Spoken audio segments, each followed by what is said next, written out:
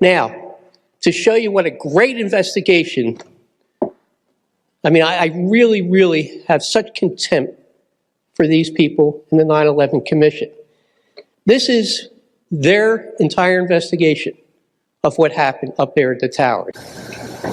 This is the 9/11 Toronto report. Don't confuse it with the NIST report, which is a 571-page lie. I found one very interesting point here, which I would like to read. It's about dust cloud, which hit the people. Page 230. A wave. A hot, solid black wave of heat threw me down the block. Page 231. And then we are engulfed in the smoke, which was horrendous. One thing I remember, it was hot. The smoke was hot, and that scared me. With this in mind, I would like to explain what happened with Tower 1.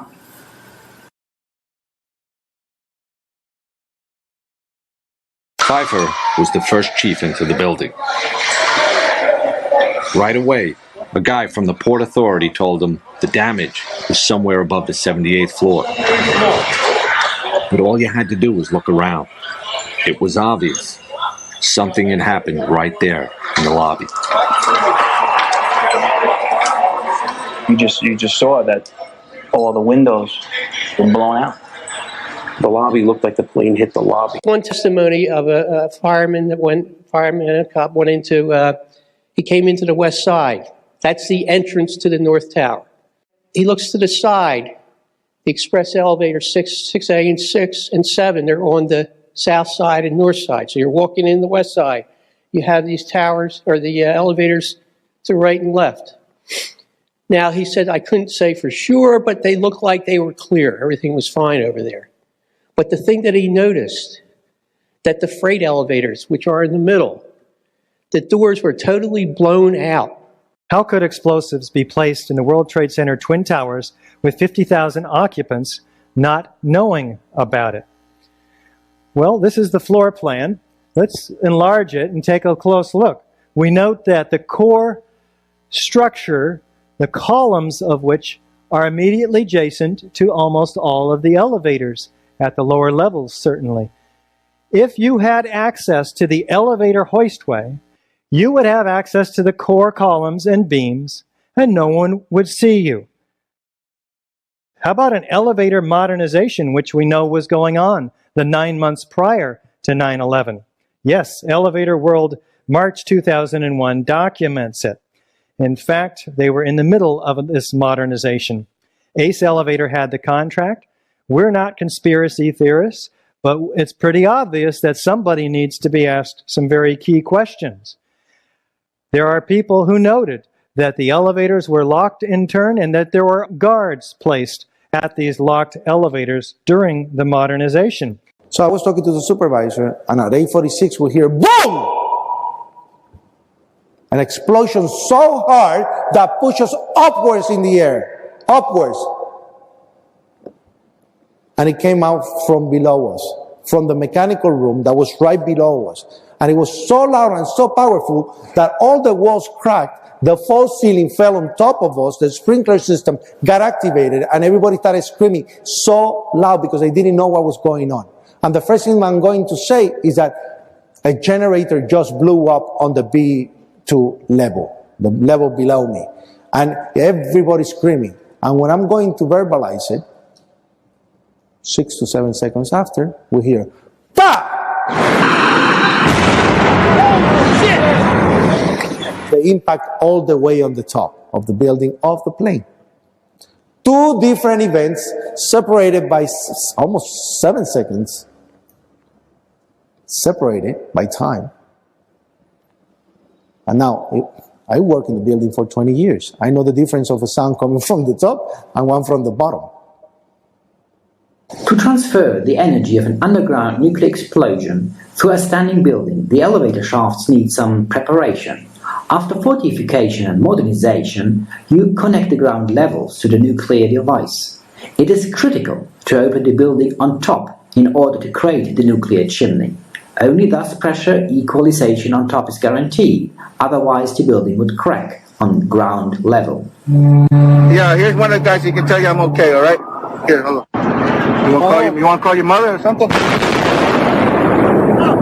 You gotta get back. All right. All right. Don't worry about me. You need to make calls right now. All right. And the 4-1 should have taken a couple of companies that they were leaving back to us that were stuck in the tunnel. So that's, they must be busy doing that. Go against another. Hours after the attack, many smaller explosions rumbled through downtown. 10, 9, 8, 7, 6, 5, 4, 3, 2, 1. 0 time. 10 seconds to collapse.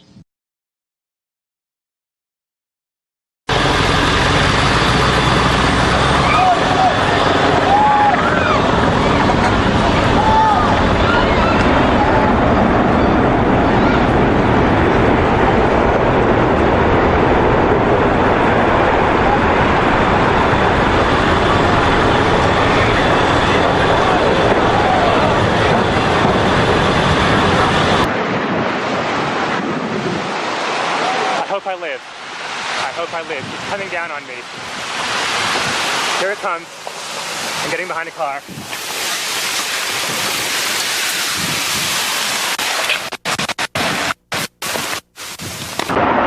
There goes the second tower. Unfucking-believable.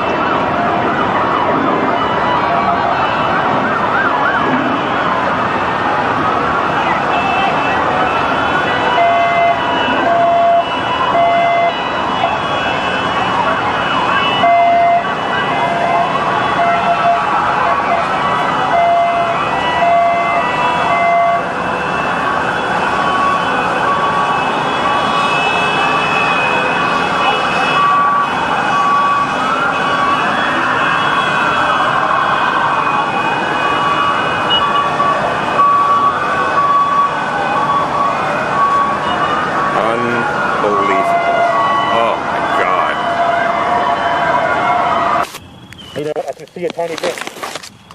This is incredible. Okay, I'm gonna have to go find people who need help. I don't think I'm one of them. You okay, sir? Okay. Can I just get a toot off your respirator? Can I get a toot? I'm seeing a couple of clean breaths. That's good. Okay. Back to you.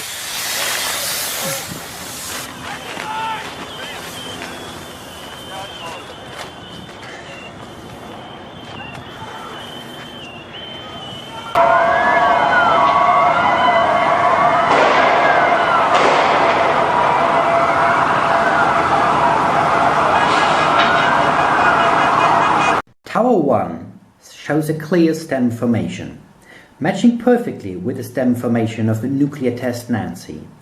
As this is an underground nuclear explosion, where did the electromagnetic impulse EMP go to? The building's steel cage structure forms a Faraday cage shielding this impulse, which affected only a few cars nearby. But where did the initial radioactivity go to? The first radioactive impulse was shielded by the steel structure and the black iron vapor. Alpha and beta particles and gamma radiation are stopped quickly in this iron vapor. Nevertheless, as of 2014, about 70,000 people who were near the towers have developed cancer. As for the neutron radiation, it evaporated the building's steel core, producing microdroplets of condensed iron vapor. Most of the resulting iron isotopes are stable. This is a process of the atom's nucleus. But there's a second cause why the towers were transformed to dust, why the paper did stay intact. There's a well-known process occurring in the binding structure of the iron atom's shell. The iron crystal forms a small cube. At a corresponding wavelength, the cube absorbs energy and breaks up, turning to powder, while paper, which cannot absorb the radiation energy, will remain. But finally, when all was over, Someone did send the firefighters and the National Guard down into the radioactive pit without warning. We must speak the truth about terror.